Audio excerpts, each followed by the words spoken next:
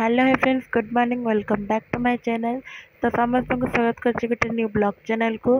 तो आज हूँ मो गुनुर तुलसी दिया होमर जो ठाकुर गोटे माने प्रतिष्ठा होची। तो ये देखो मो गुनुर खुड़ी जे ता मम्मी भोग प्रस्तुत कर ठाकुर। तो मुझे हेल्प करने तो ये बसिक आम भिड टे कर सी कहते भिड छाड़बेनि बट मुझे कौन किसी दिख ना मुझे छाड़ी पारि।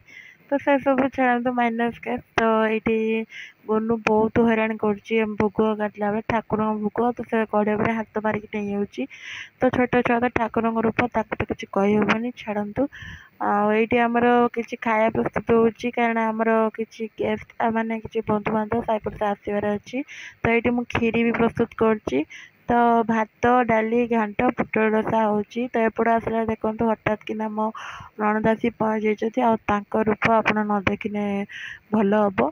तो से मत रूप देखीदे। तो ये आमर नना भी आसी से चाउल सब प्रस्तुत करके पूजा आरंभ करने प्रस्तुत होगा। तो ये आम पूजा आरंभ संकल्प आरंभ करचे। तो ये बापा माँ और आम दिण बस संकल्प करचे। तो ये आम छुआर पूजा हो ठाकुर बापा माँ बस। तो आम 4 जण उपास अच्छु। तो ये स्पेस ना तो एमती आमको बसवा पड़ू कारण छोट जगह तो छुआ मैंने भी अच्छा। तो से आमको साइड पे बसिकी पूजा करने को पड़ुची।